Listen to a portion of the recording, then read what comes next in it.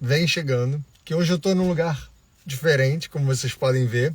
Acabou a luz lá em casa, na verdade acabou a luz ontem, mas acabou que a internet não voltou até agora. Então eu, para não deixar vocês sem essa live que eu tinha prometido para vocês, né, tô entrando aqui do carro, como vocês podem ver.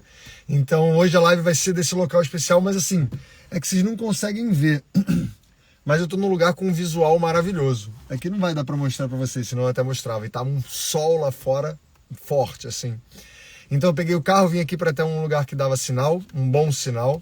E tô aqui para dar essa live para vocês, que é uma live que, como eu falei ontem, né? Ela é uma live que vai ser sobre um tema muito importante dentro do yoga, que são os 8 angas, os 8 membros do yoga, tá?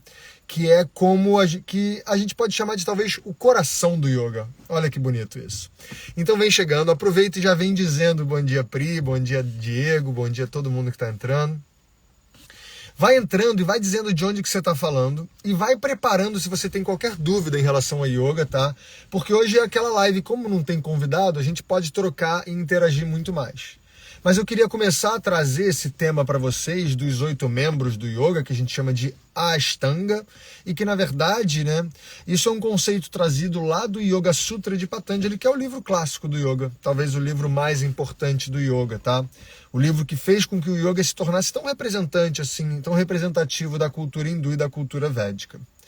Nesse livro, esse livro foi escrito por um sábio chamado Patanjali, e esse livro ele traz, vamos dizer assim, as bases do que é yoga, ele traz isso de uma maneira muito importante e muito didática, né? Muito clara. Tô vendo que tem galera dizendo que tá aí no Brasil, no Sul, no Sergipe, no Rio de Janeiro. Muito bom dia a todos que estão chegando, vem chegando. Então vamos lá. Primeira coisa que eu queria dizer, né? A gente quando tá falando de Ashtanga, que são esses 8 membros do yoga, Ashta significa 8, literalmente Ashta, e Anga significa membros, né, ou partes. E muitas vezes a gente confunde porque existe um tipo de yoga, tá, uma sistematização de yoga que foi feita por Patanjali Jois e que é o Ashtanga Yoga, que é um tipo de yoga, tá, que as pessoas praticam muito, que é um yoga bem físico, assim, né? Bem forte, muito potente, e que são 3 sequências físicas, né? Que você vai fazendo a sequência, sempre a mesma sequência, e você vai evoluindo conforme você vai conquistando cada um dos asanas, tá? Isso é uma sistematização feita por um professor de yoga, que acabou ficando bem famoso, chamado Patanjali Jois, tá? E ele divide essa prática dele em 8 partes. Mas a gente não pode confundir isso com o que Patanjali traz, tá? Até porque Patanjali ele não traz exatamente, ele não fala Ashtanga, né? Ele fala Ashtau Angani, e ele traz isso a partir do Sutra 29 do 2º capítulo, tá? O 2º capítulo é o capítulo de como botar o yoga em prática. E aí a gente fala sobre diversas formas que a gente deve fazer para botar o yoga em prática. Esse livro é um livro de 4 capítulos só. E essa parte do Ashtau Angani, dos 8 membros do yoga, entra depois da metade do 2º capítulo. Ou seja, tem muita coisa antes, né? Então, agora entendendo que Ashtanga Yoga é uma coisa, tá? Que é esse yoga do Patanjali Jois, e Ashtanga dentro do Yoga Sutra, dentro do yoga clássico, são os 8 membros do yoga que a gente pode considerar como se fosse o coração do yoga, tá? Mas, o que eu vejo muito as pessoas falando por aí, e não é questão de certo ou errado, tá? É questão de interpretação.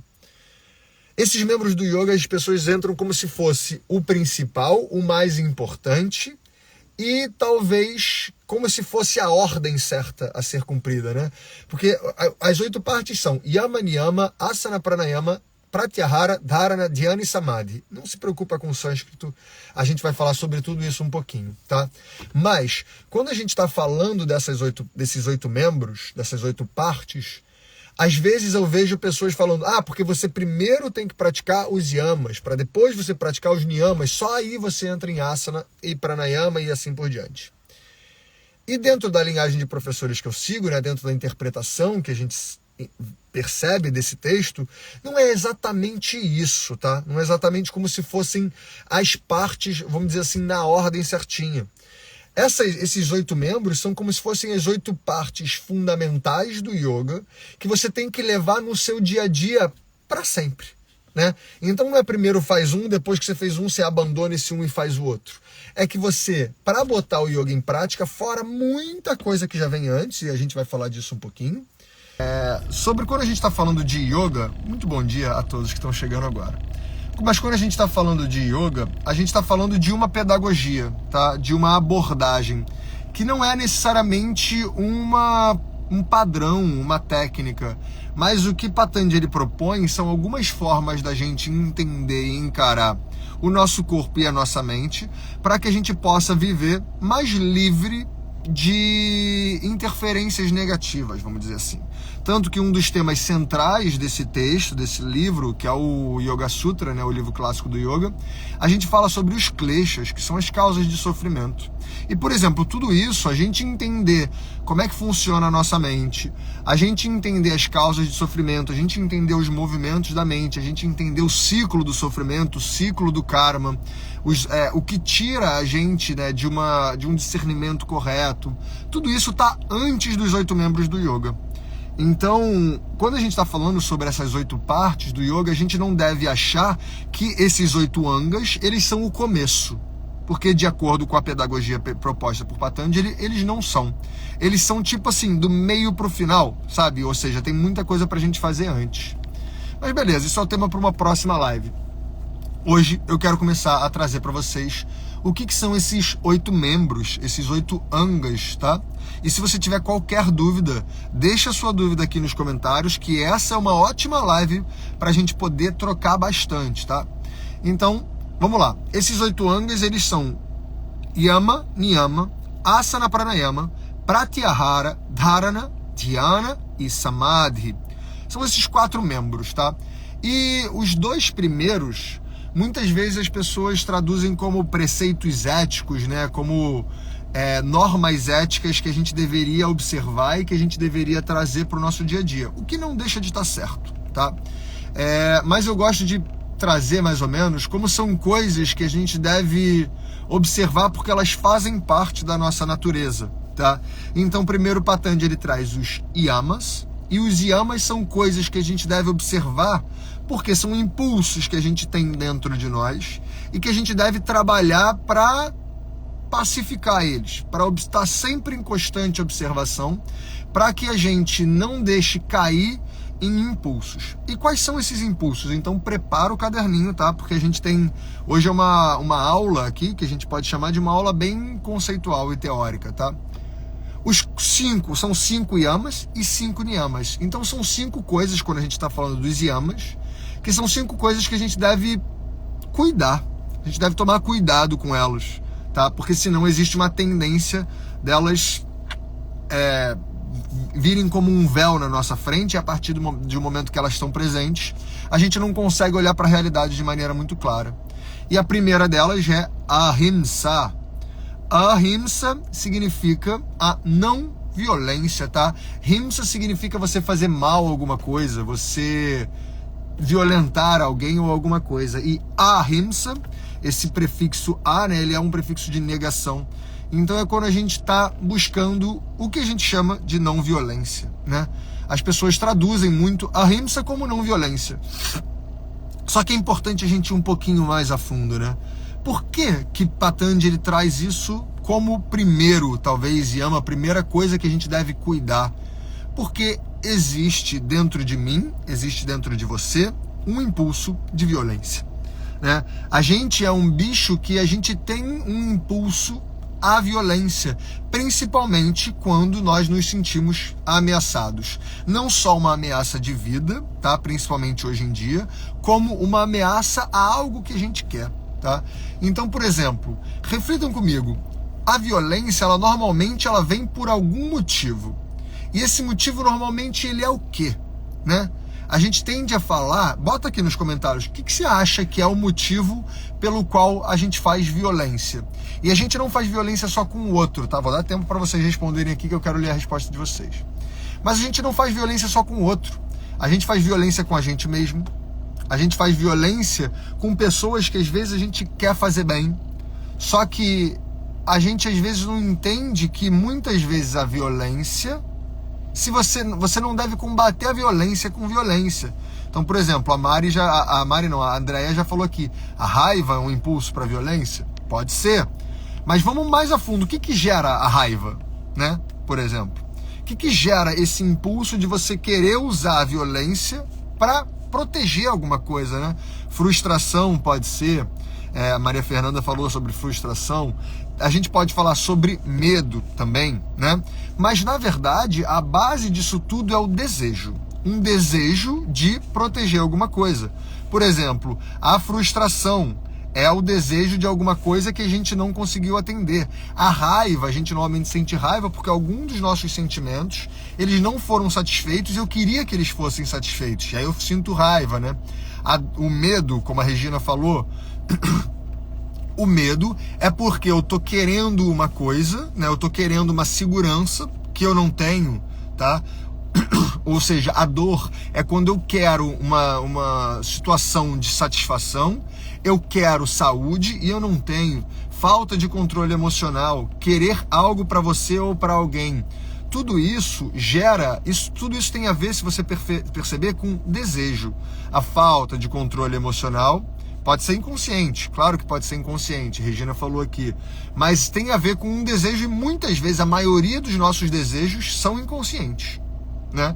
A gente vive baseado e regido pelos nossos desejos, e esses nossos desejos muitas vezes são inconscientes. E quando algum dos nossos desejos não é atendido, a gente tende a ter esse impulso da violência, tá? E violência pode ser a violência física, pode ser a violência verbal, a violência pode vir num olhar, a violência pode vir na inação. Às vezes você não fazer nada é um tipo de violência, né? E quando a gente está falando sobre violência, né? Por exemplo, eu já vi pessoas sendo violentas com as outras para falar sobre a não violência. Por exemplo, já vi professores de yoga sendo de alguma forma violentos com outras pessoas porque essas pessoas comem carne, usando o argumento de que comer carne é algo violento e que você não deveria comer carne se você segue os preceitos do yoga, né? E isso é um tanto quanto delicado, subjetivo e sutil, tá? A gente não consegue nunca entender os passos das outras pessoas para que a gente possa julgar de maneira correta por que aquela pessoa está tendo aquela atitude naquele momento, né?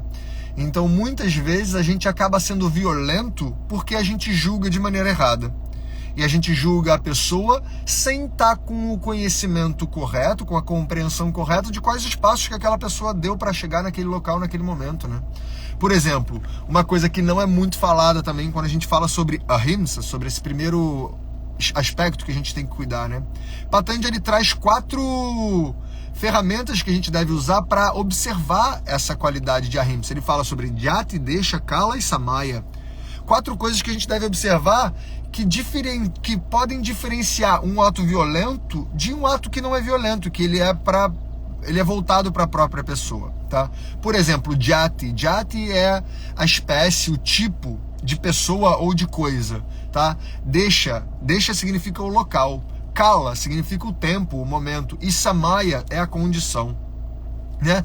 Por exemplo, a gente fala que matar um animal é um ato violento. Beleza, concordamos com isso. Só que Patanjali ele propõe, observa esses 4 aspectos antes. Jati, desha, kala e samaya. Ou seja, qual é o tipo, qual é a pessoa, qual é a espécie da coisa que a gente está fazendo, do tipo de ser que está ali envolvido. Jati, deixa o local, kala o tempo e samaya. Então, por exemplo, Vyasa traz isso num comentário, tá? Vyasa é o principal comentarista do Yoga Sutra. Ele traz uma pessoa que, por exemplo, está no mar e ela sai para o mar com fome e ela vai pescar, ela não necessariamente está cometendo himsa, ela não necessariamente está sendo violenta, ela não necessariamente está indo contra a himsa. Por quê?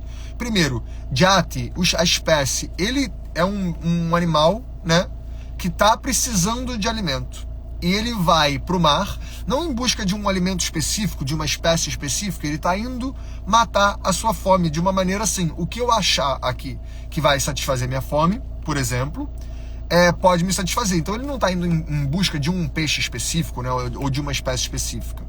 Segundo, deixa aonde, ou seja, ele está indo no mar de uma maneira bem ampla, assim, ele está indo para onde ele conseguir encontrar alguma coisa. Ele não está indo naquele lugar que ele sabe que tem uma toca específica do peixe vermelho, que é o que ele quer comer, e por isso ele quer aquela espécie específica, sabe? Ele está num lugar amplo, buscando com muita sinceridade e com muita abertura uma espécie para que ele possa matar a sua fome. Kala, quando, né? Ou seja, o tempo, kala significa tempo. Então, em que momento que ele está fazendo isso? Ele está fazendo isso no momento que ele está com fome, né? E samaya é justamente a condição, é um ser humano com fome buscando algo para se alimentar. Nesse sentido, não seria, de acordo com o Vyasa, tá? Não seria considerado himsa, não seria considerado um ato violento dentro dos preceitos éticos do yoga. Então, muitas vezes, quando a gente está falando sobre esse yama ahimsa, a gente tem que levar essas 4 coisas em consideração. Quem é a pessoa, aonde que ela está, em que tempo é isso, qual é a condição, né? Muitas vezes a gente fala que a gente trata como se fosse tudo a mesma coisa, sem entender a particularidade de cada momento, tá? Então, vamos fechar logo, porque a gente já tô há muito tempo falando só de ahimsa, mas ele acaba sendo muito importante. Então a não violência, ela é você não cometer violência nem com você e nem com os outros a respeito de coisas que você sente que você poderia fazer de uma outra forma. Por exemplo, muitas vezes a gente é violento com a gente quando a gente se força a fazer uma coisa que você não precisa naquele momento. Beleza? Então vamos para o segundo yama. Segundo yama ele fala ahimsa, depois ele fala satya. Satya é como se fosse o compromisso com a verdade, né? Então a gente fala, não, porque o praticante de yoga ele tem que ser uma pessoa super sincera e verdadeira e tal, né? E tá certo. Mas, por exemplo, a gente não pode observar satya ignorando ahimsa. Então muitas vezes a gente quer ser sincero, quer ser honesto e a gente acaba sendo violento, né? Então chegar para uma pessoa e falar, eu não gosto de você, você pode até tá tendo um compromisso com a verdade, mas você deixou de ter um compromisso com a ahimsa, com a não violência, né? Então, quando a gente vai observar esse compromisso com a verdade, a gente tem que observar também os outros aspectos todos. Por exemplo, a não violência. Então, muitas vezes a gente é violento com a gente mesmo, muitas vezes a gente é violento com o outro, porque a gente quer falar a verdade sem entender se, primeiro, precisa. Isso que você quer falar, isso que você quer trazer, precisa, né?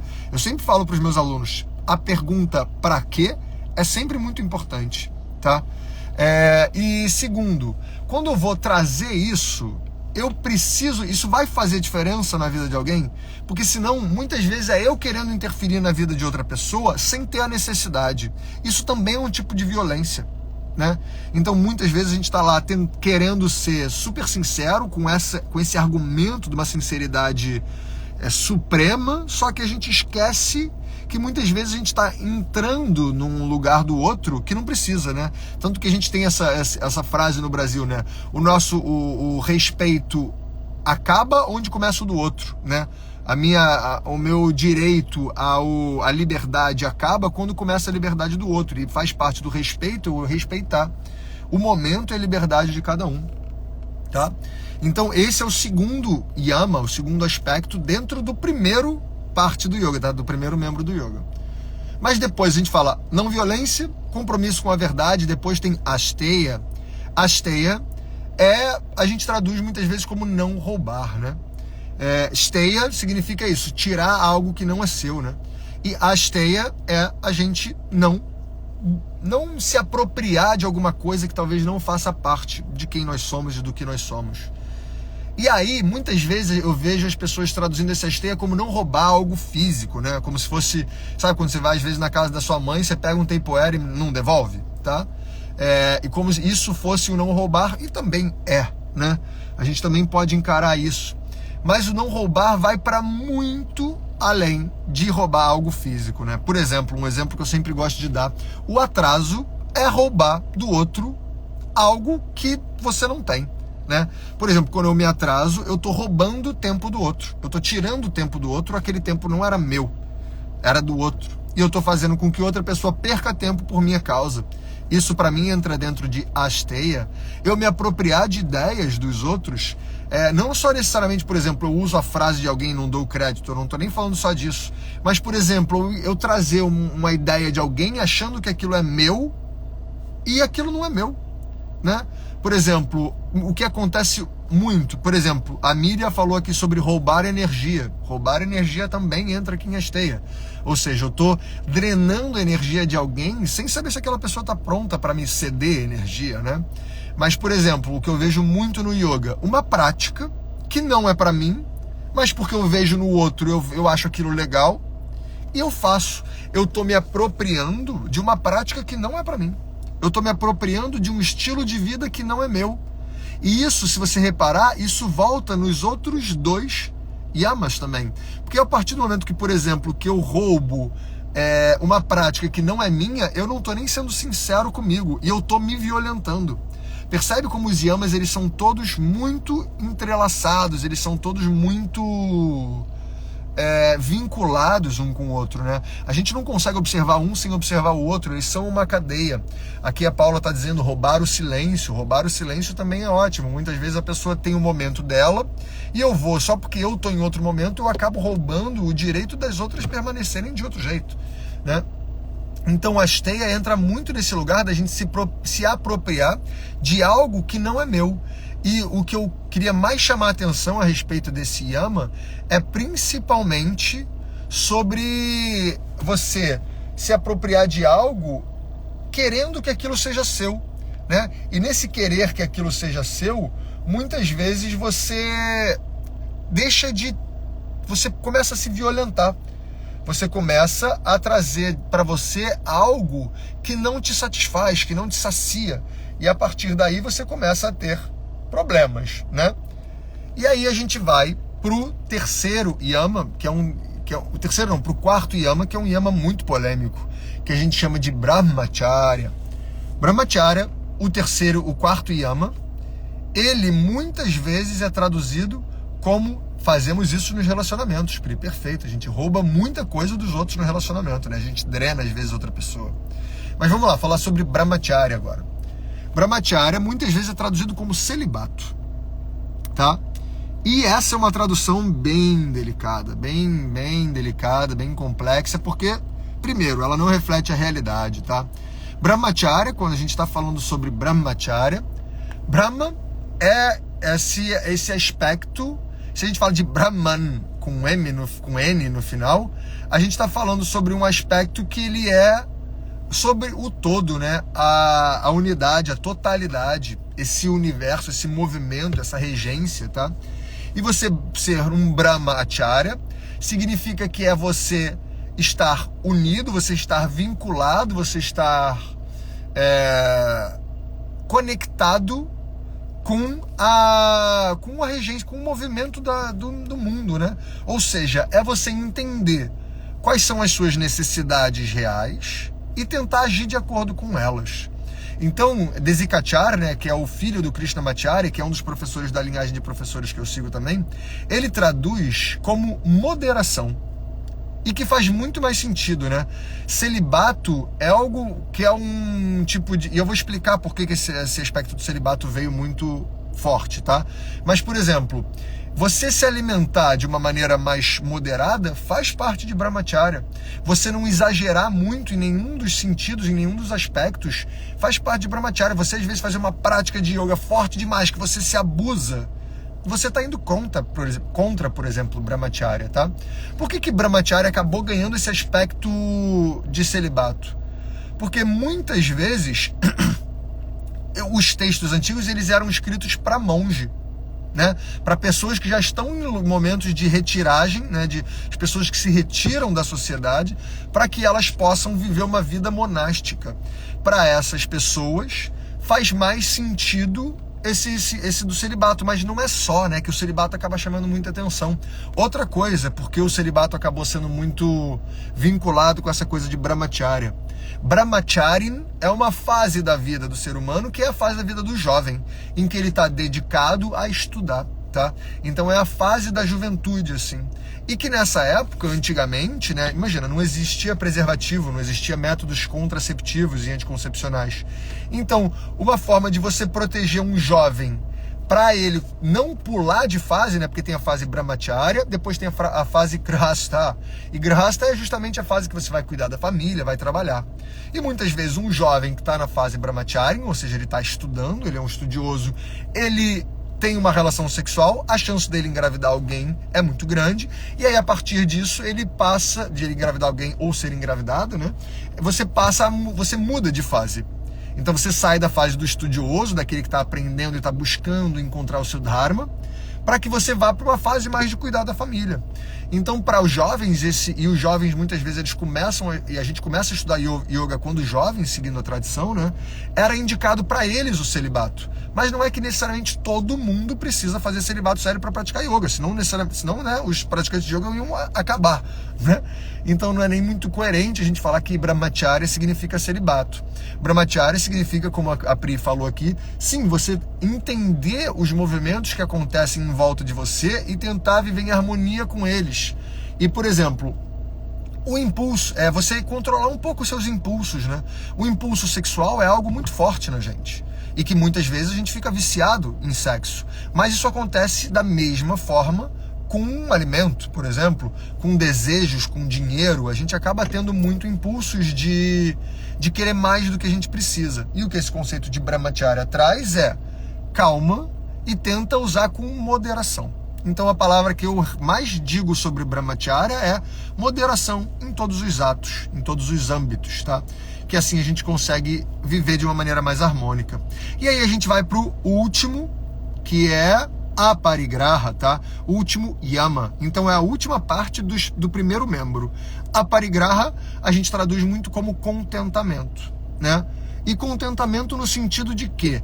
No sentido de a gente conseguir achar e entender se o que eu tô querendo é mais do que eu preciso, né? Eu consegui olhar de uma maneira positiva para o que eu tenho e tentar compreender que o que eu tenho aqui, ele não é nem que seja suficiente, porque às vezes não é suficiente, mas é você estar entendendo que teve uma linha, teve uma cadeia, a gente chama de krama, né? Teve um krama que trouxe você para esse estado, nesse momento. E você se contentar e aceitar esse momento é fundamental para que você possa conseguir levar a vida. Que senão, muitas vezes, quando eu não estou nesse estado de contentamento, que a gente chama de aparigraha, né? Você começa a ficar preso em passado. Você começa a ficar preso em coisas que você não tem e por causa disso você não consegue andar para frente, né? E percebe que o aparigraha, ele é justamente vinculado com os 5 anteriores, né? Quando você não está, por exemplo, quando você quer mais, né, do que você tem, ou seja, quando você não está contente, contemplado com o que você tem, você acaba querendo mais. Querer mais é uma forma de você não exercer moderação. Então você está indo contra a brahmacharya. Você está indo contra a asteya, porque você está querendo algo que não é seu, né?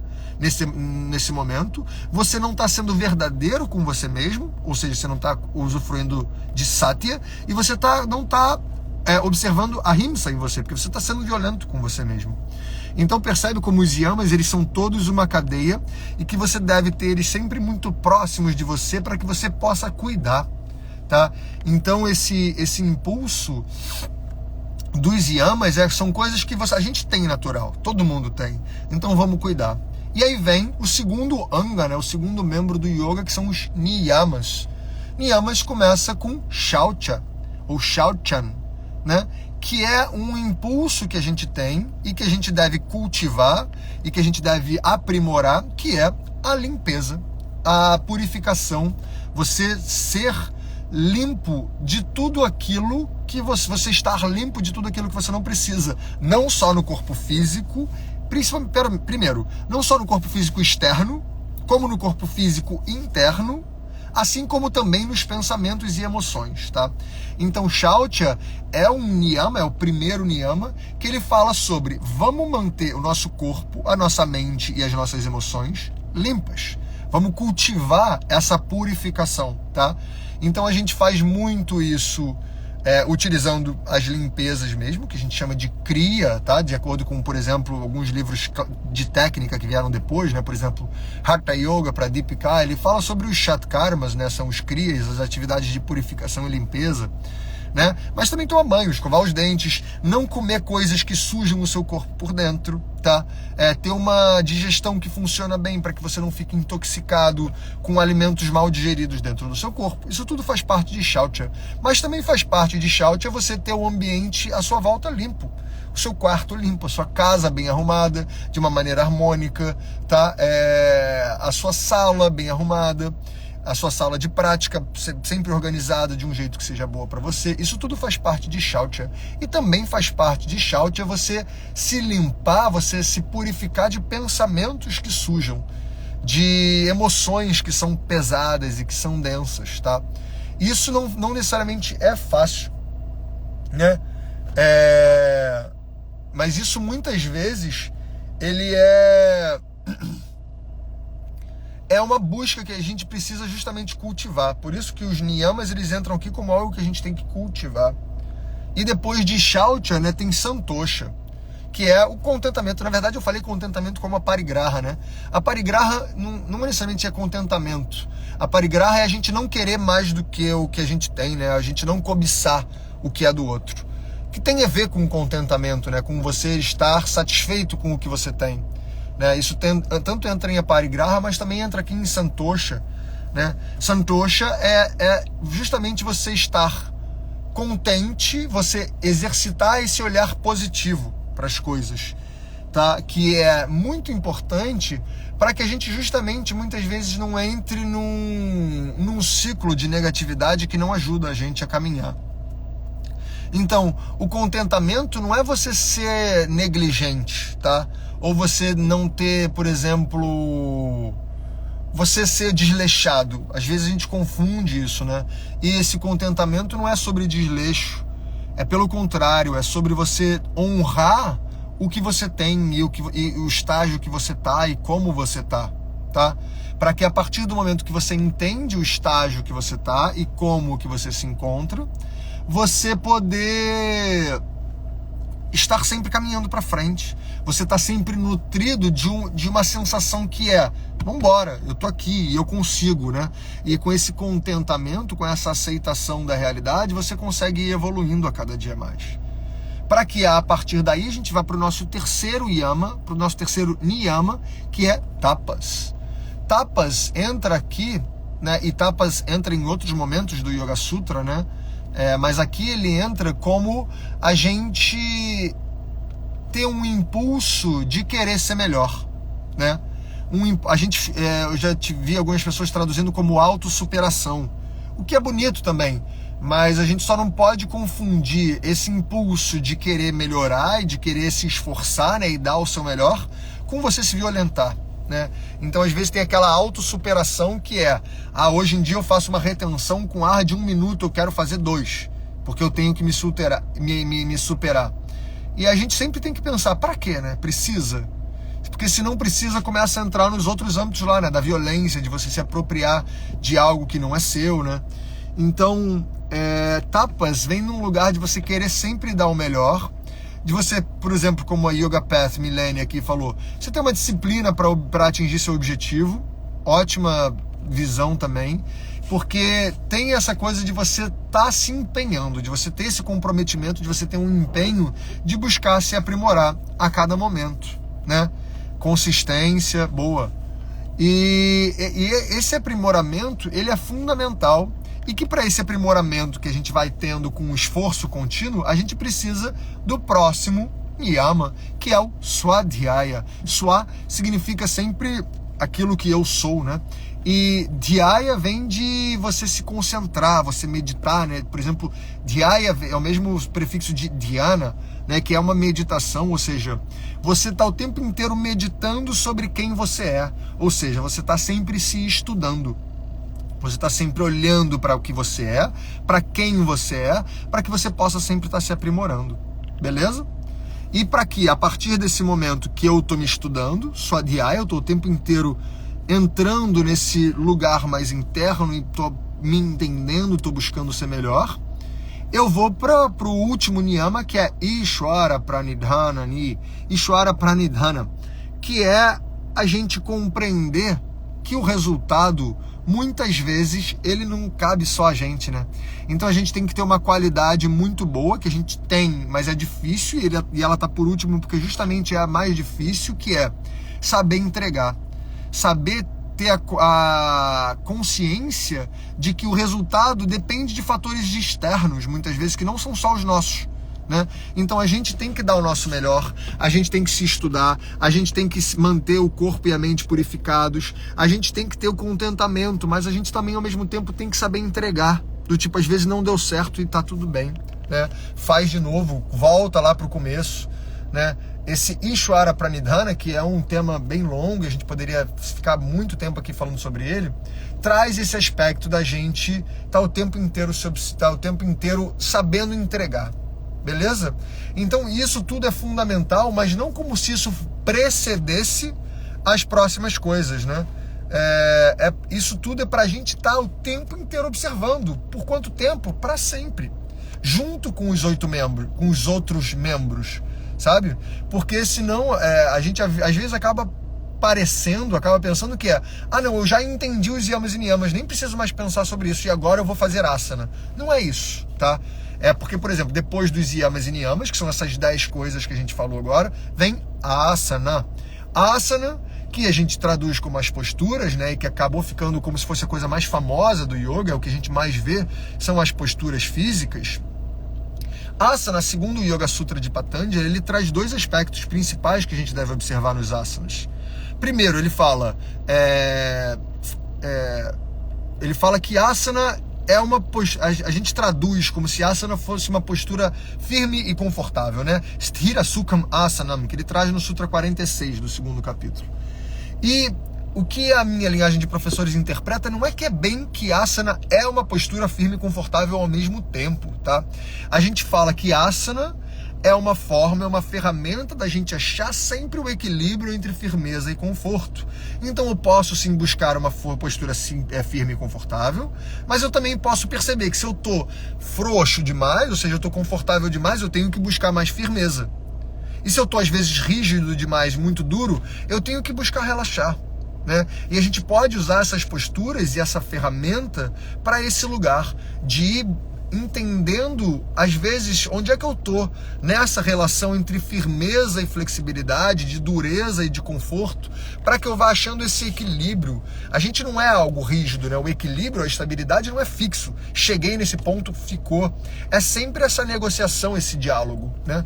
Então o asana é você buscar esse diálogo entre firmeza e flexibilidade e frouxidão, né? Que a gente precisa estar o tempo inteiro observando.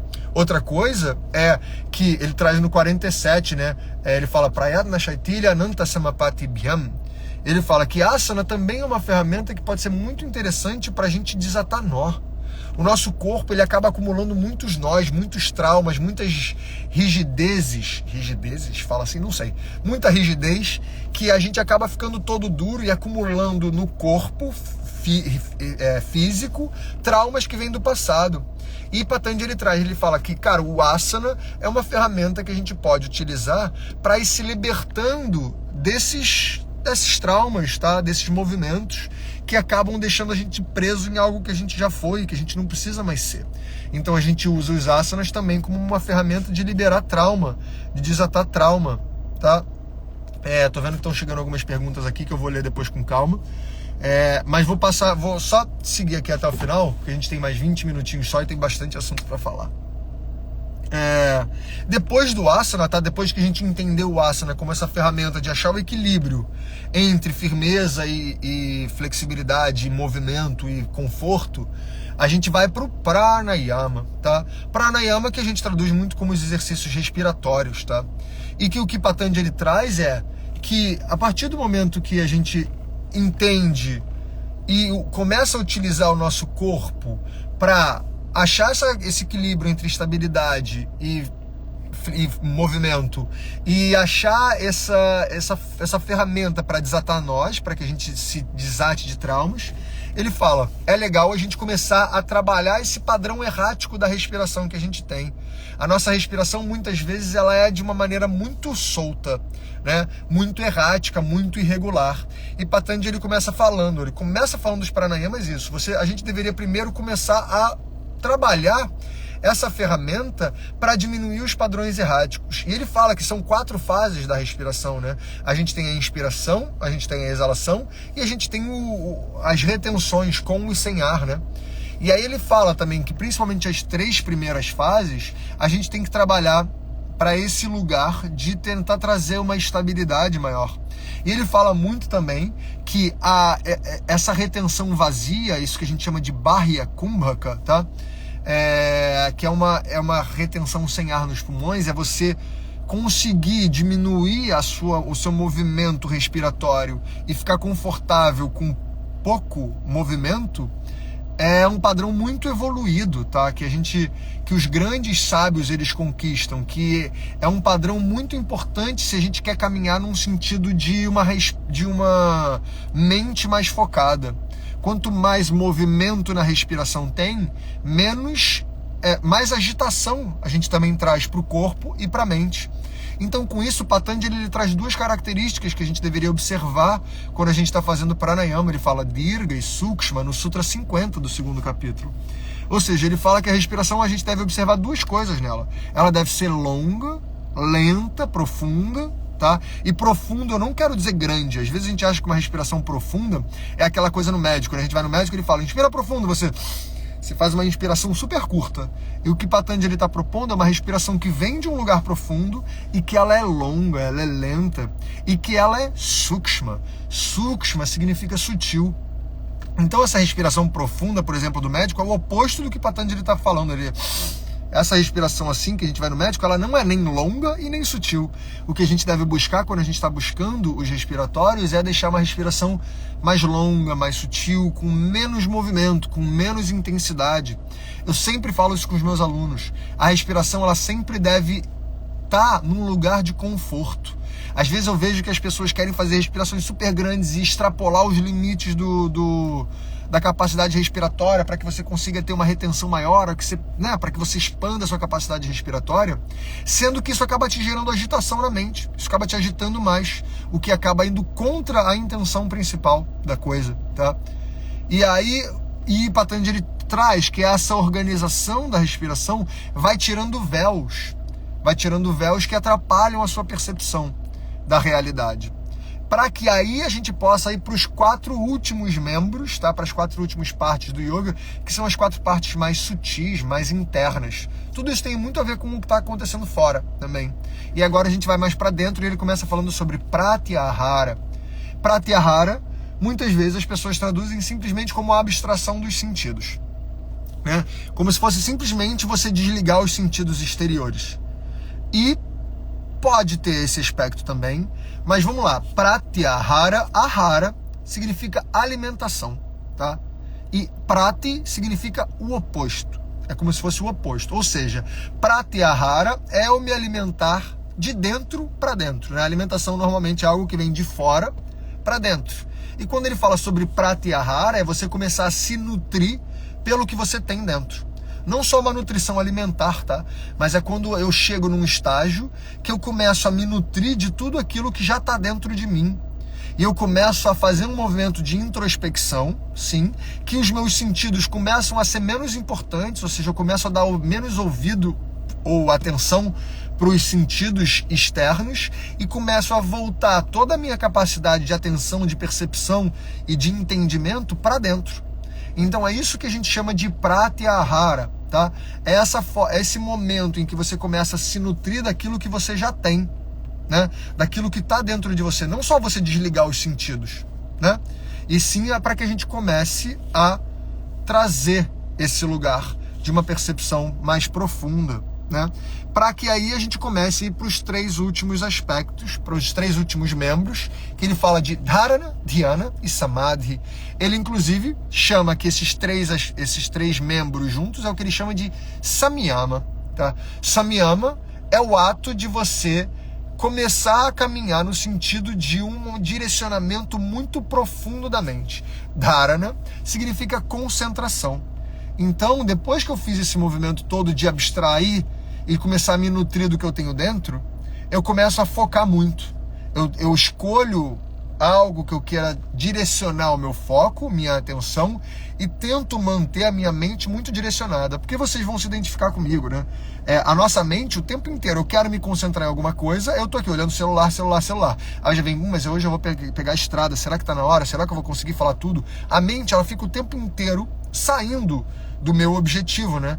E isso é super normal, tá? Se você sente isso, não acha que você não é pronto pro yoga, porque isso todo mundo sente, tá? Isso, você é um ser humano. Se você é um ser humano, é assim que acontece.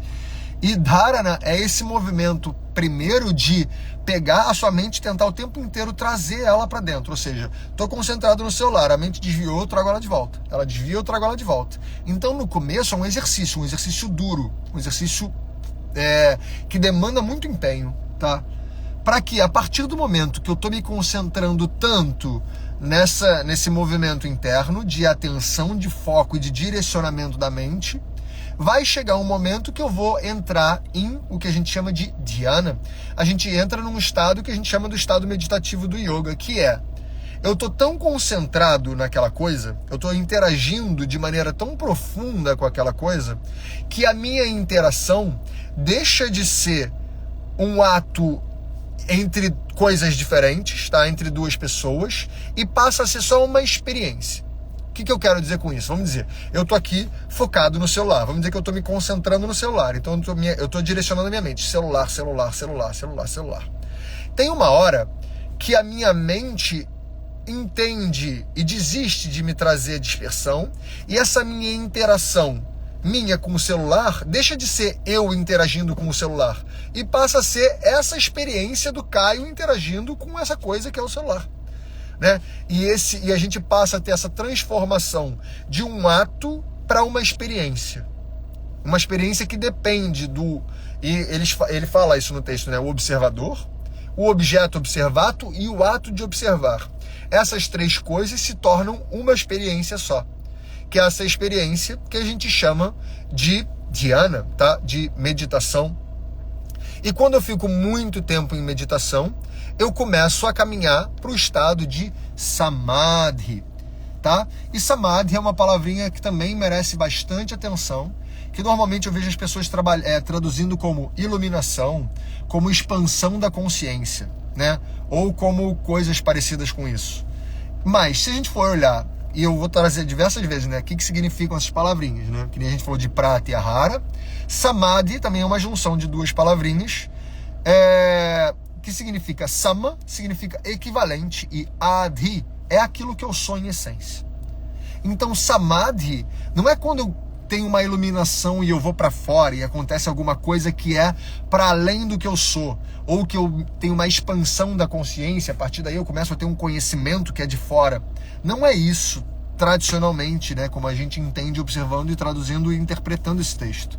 Samadhi é esse movimento de que eu tô tirando todos os véus, para que, tirando esses véus e essas lentes que me deixam a minha visão sobre a realidade turva, eu tiro tudo isso e me aproximo daquilo que eu sou em essência, daquilo que eu sou lá no fundo, tá? Sem camadas de meu, sem camadas de eu tenho, sem camadas de dor, sem camadas de vontade, de desejo, de medo, de apego, né? E eu vou me aproximando da minha essência para quê?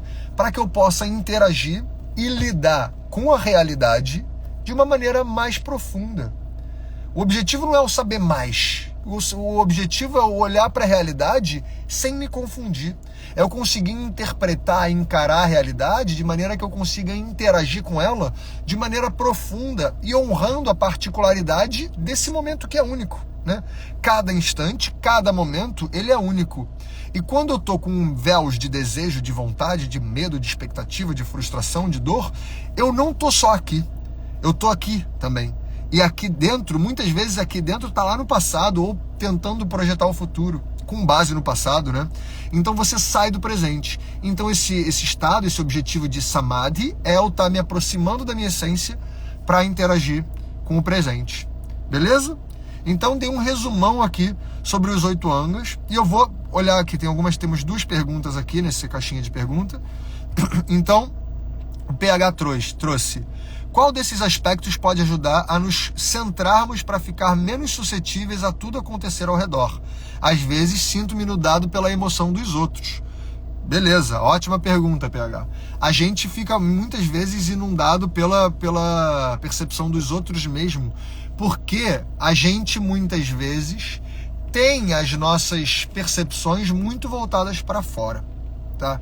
Então esse movimento, você trazer e fazer por isso que a gente fala também que yoga é uma prática, tá? Porque é algo a ser feito todos os dias. Não existe um troço que é tipo uma armadura que você bota e está completamente suscetível. Inclusive essa analogia da armadura é até boa. Por exemplo, esses 8 membros do yoga é como se fosse uma armadura que você veste para tentar se proteger dessas influências externas, tá? Então eu estar praticando e observando e botando no meu dia a dia esses 8 membros, isso faz com que cada vez menos eu vá sendo interferido pelo que acontece fora, né? Por exemplo, quando eu estou observando e cuidando dos niyamas, eu deixo de estar sendo tão interferido. Se eu estou cuidando dos meus niyamas, né, eu estou sempre buscando estar mais pleno aqui. Se eu estou cuidando de asana e pranayama, eu estou cuidando de tirar os meus traumas, de me liberar dos traumas, de manter uma qualidade respiratória e mental mais focada, para que a partir daí eu possa entrar num estado de mais nutrição interna e de concentração, para que a minha mente esteja focada em um lugar. Tá? Então, por exemplo, esses 8 membros, eles podem ser, ou seja, uma prática de yoga. E yoga, não só o yoga do tapetinho, tá? Tudo isso que eu falei aqui vai para muito além do tapetinho, né? Então, você está observando e cuidando dos seus sofrimentos, das suas insatisfações, é uma forma de você ir diminuindo a interferência do que está acontecendo fora, e que pode ser interessante. Não que você vai se blindar, né? Mas você vai diminuir.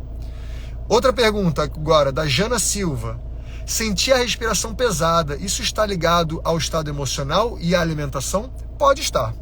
Pode estar. Pode estar ligado ao sono, a um sono ruim também, né? Um sono mais pesado. Mas quando normalmente a gente linka muito a nossa respiração com a nossa qualidade mental, tá?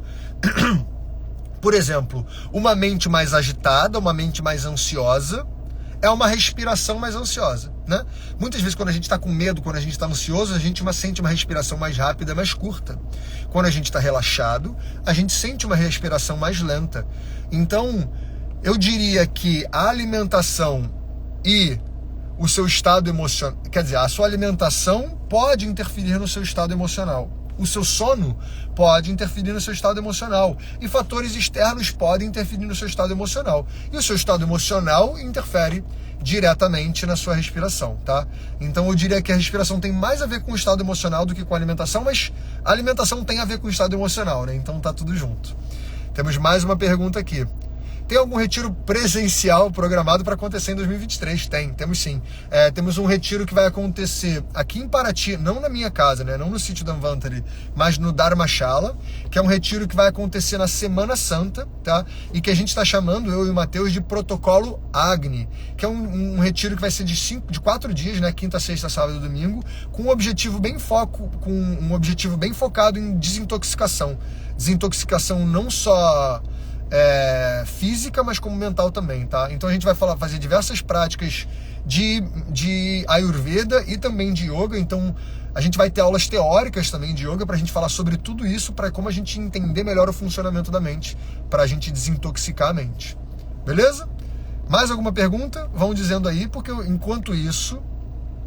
Portugal, então, Milene, a gente está pensando em Portugal sim, tá? O Matheus, ele até deve ir para Portugal fazer um retiro antes de mim, mas que esse eu não vou poder estar, mas a gente já está vendo com uma outra parceira nossa de fazer um retiro em Portugal, e aí assim que tiver eu aviso, tá?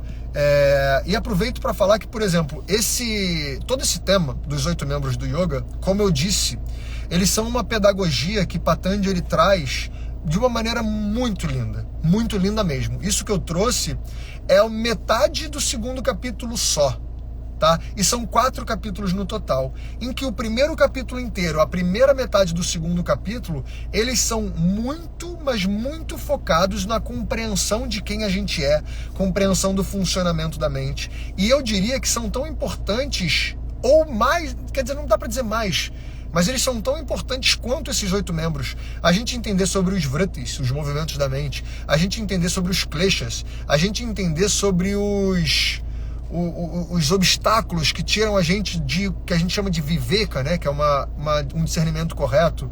Tudo isso é fundamental para que a gente possa conseguir olhar para isso tudo que são os 8 membros e conseguir botar em prática.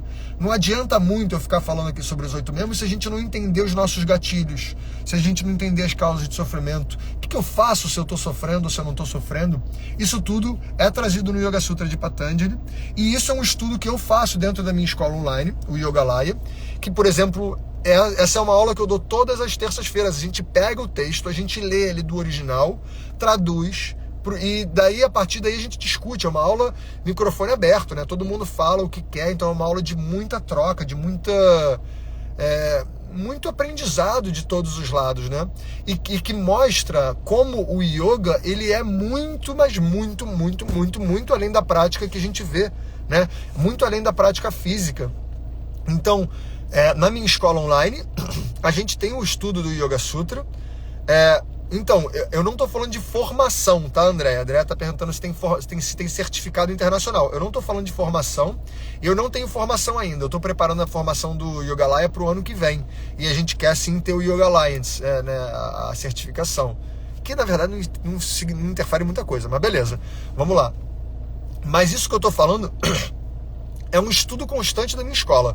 Essa é uma aula da minha escola que vem junto com as aulas práticas, tá? Então as aulas práticas e as aulas teóricas, elas estão dentro da minha escola, e que a gente tem esse estudo semanal. O estudo do Yoga Sutra é um estudo semanal e que eu recomendo todos a buscarem, tá? Se vocês quiserem conhecer minha escola, eu tenho 7 dias gratuitos. Se você for lá e clicar para se inscrever na minha escola, são 7 dias gratuitos. E mais do que isso, essa semana a gente está acabando, essa semana e semana que vem, a gente está acabando o mês de aniversário do Vida Veda.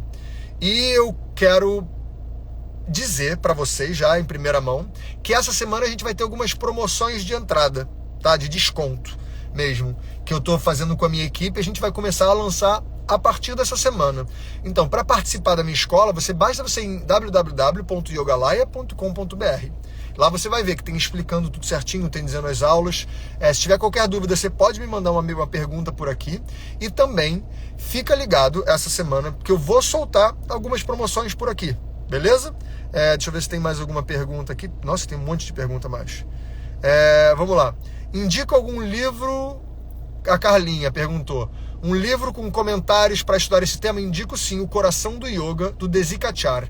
Então ele fala bastante sobre o yoga e sobre o yoga de acordo com a linhagem de professores que eu sigo. E no final tem o Yoga Sutra com os comentários do Desikachar. Então eu super recomendo, tá?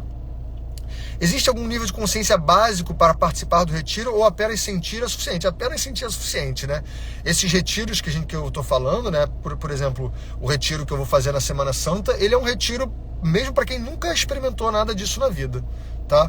E você pode só ir para lá e você vai ter uma experiência que eu garanto que é transformadora. E como participar das minhas aulas online, é isso, tá? As minhas aulas, elas estão ao vivo. Existe um aplicativo meu, Yogalaya. Se você for na Apple Store ou no Google Play, tem lá o Yogalaya, ou em www.yogalaya.com.br. Beleza?